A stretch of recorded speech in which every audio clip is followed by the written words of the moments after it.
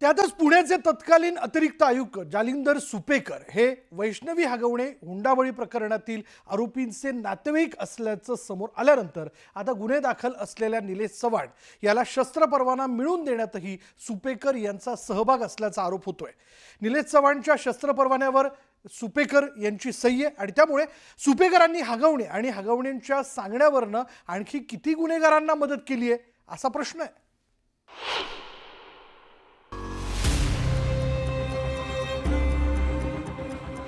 वैष्णवी हगवणे आत्महत्या प्रकरणी एक एक चेहरे आता उघड होऊ लागले। पोलिसांनी वैष्णवीचा पती, सासू सासरा, दीर आणि नणंद या सगळ्यांना गजाड केले, पण एक आरोपी अद्यापही पोलिसांच्या हाती लागला नाहीये। त्याचं नाव आहे निलेश चव्हाण। पोलीस त्याच्या शोधात आहेत। त्यामागचं कारण म्हणजे वैष्णवीच्या आत्महत्येनंतर तिचं बाळ हगवणे कुटुंबानं याच निलेश चव्हाणकडे दिलं होतं। तसंच वैष्णवीचे नातेवाईक जेव्हा वैष्णवीचं बाळ आणण्याकरता गेले तेव्हा निलेश चव्हाणनं त्यांना पिस्तुलीचा धाक दाखवून धमकावलं होतं। त्यानं ज्या पिस्तुलाचा धाक दाखवला त्या प्रकरणी निलेश चव्हाणवर गुन्हा दाखल करण्यात आलाय आणि आता त्या परवानाधारी पिस्तुलावरून पुण्याचे तत्कालीन अतिरिक्त आयुक्त जालिंदर सुपेकर अडचणीत येण्याची शक्यता वर्तवली जाते, कारण सुपेकरांमुळेच निलेश चव्हाणला पिस्तुलाचं लायसन्स मिळालं। निलेश चव्हाणनं पुणे ग्रामीण पोलिसांकडे शस्त्र परवान्याकरता अर्ज केला होता, पण जिल्हाधिकाऱ्यांनी चव्हाणचा अर्ज फेटाळून लावला होता। त्यानंतर पुणे पोलिसांच्या हद्दीत राहत असल्याचा पुरावा तयार करून निलेश चव्हाणने पुणे शहर पोलिसांकडे शस्त्र परवान्याकरता अर्ज केला। दरम्यान सुपेकरांनी पोलिसांना सांगून निलेश चव्हाणचा चारित्र्य पडताळणी अहवाल मॅनेज केल्याची चर्चा आहे। तसंच निलेशवर यापूर्वीही गुन्हे दाखल असताना सुपेकरांच्या आशीर्वादामुळे त्याला शस्त्र परवाना मिळाल्याचा आरोप होतोय। कुठल्याही पोलीस अधिकाऱ्याचं चारित्र्य, त्याच्यावरचं सगळ्या गोष्टी ह्या अत्यंत शुद्ध असल्या पाहिजे। त्याच्यावर कुठल्याही प्रकारचं बालंट असता कामा नये। जालिंदर सुपेकर यांच्या बाबतीत आता अनेक नवे आरोप पुढे येत आहेत, त्याचीही चौकशी झाली पाहिजे आणि विशेषतः या प्रकरणामध्ये आणि अशा अनेक प्रकरणामध्ये आम्ही गेले अनेक महिने मागणी करतोय।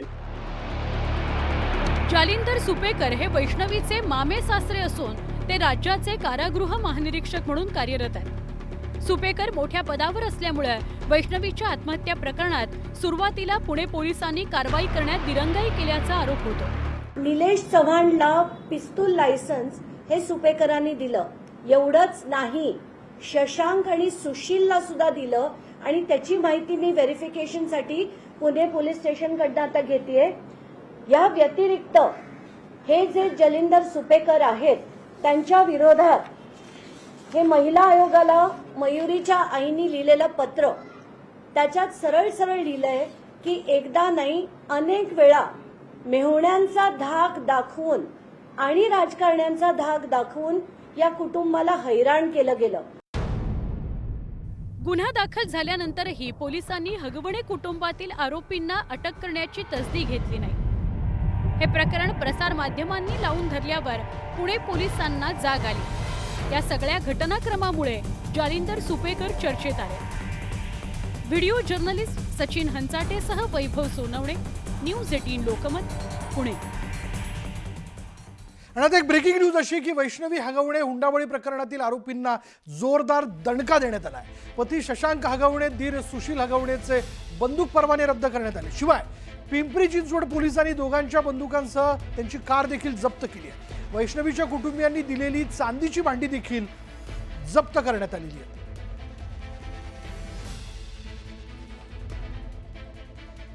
अधिक तपशील आपण जाणून घेणार आहोत। आमचे प्रतिनिधी गोविंद वाकडे आता क्षणाला आपल्या बरोबर आहेत। गोविंद, काय माहिती आहे कारवाईबद्दल?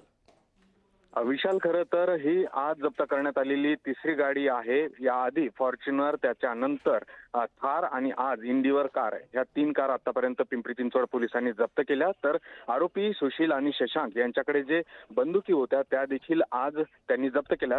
पुणे पोलिसांनी या बंदुकीचे परवाने त्यांना दिले होते, तर पुणे पोलीस आयुक्तांनी या बंदुकीचे परवाने देखील रद्द केले। मात्र सगळ्यात महत्त्वाची बाब, 51 लाख रुपयेचं जे सोनं होतं ते तारण ठेवल्या गेले आणि चांदीची जी भांडी होती 7 किलो वजनाची तो सेट मात्र आज पिंपरी चिंचवड पोलिसांनी जप्त केलेला आहे. एकूणच जर बघितलं तर हगवणे कुटुंबाच्या सगळ्या बाजूंनी मुसक्या आवळण्याचं काम पिंपरी चिंचवड पोलीस करताना दिसत आहे.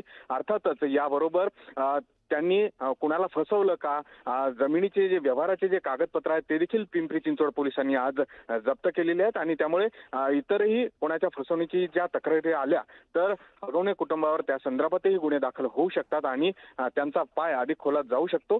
याआधी जशा पद्धतीनं तक्रारीमध्ये कसपटी कुटुंबियांनी सांगितलं होतं की 51 तोळे सोनं असेल, त्याचबरोबर फॉर्च्युनर गाडी असेल आणि चांदीचे भांडे असेल, हे जे त्यांनी हुंडा म्हणून दिलं होतं ते आता सगळं जप्त केलं जाताना दिसतंय पोलिसांकडनं. मात्र सगळ्यात महत्त्वाचं, ज्या बंदुकीच्या बळावर ते लोकांसमोर मस्तवालपणा करायचे, माज दाखवायचे, त्या बंदुक्या आज पोलिसांनी जप्त केले. आपल्याला माहिती आहे की या प्रकरणामध्ये 5 जे मुख्य आरोपी आहेत ते अटक आहेत. मात्र त्यांना मदत करणारे, पळून जाण्यासाठी मदत करणारे किंवा थार गाडीतून जेव्हा ते पळून गेले, इंडिवर कारमधून जेव्हा ते पळून गेले, तर हे पळून जात असताना कोणी कोणी मदत केली याचा देखील पिंपरी चिंचवड पोलीस तपास घेतात. तर तिसरी महत्वाची बाब म्हणजे निलेश चव्हाण जो आहे त्याच्यावर देखील पिंपरी चिंचवड पोलिसांनी गुन्हे दाखल केले आणि त्याच्या मागावर देखील पिंपरी चिंचवड पोलिसांचे 2 पथक आहेत. एकूणच जर बघायला गेलं तर संघटित गुन्हेगारी जी आहे ती या सगळ्यांनी मिळून गुन्हेगारी कृत्य केल्याचं आता यातनं सिद्ध होत आहे आणि त्या पद्धतीने देखील मोकोका कारवाई केली जाऊ शकते. हे आताची मोठी बातमी म्हणावी लागेल. धन्यवाद गोविंद या सगळ्या तपशिलाबद्दल. त्यामुळे जो कोणी या प्रकरणात दोषी आहे त्याला निश्चितच पकडल्या जाईल, त्याला अटक होईल आणि अर्थातच कारवाई ही होणारच. त्या दृष्टीने आपण देखील पाठपुरावा करतोय.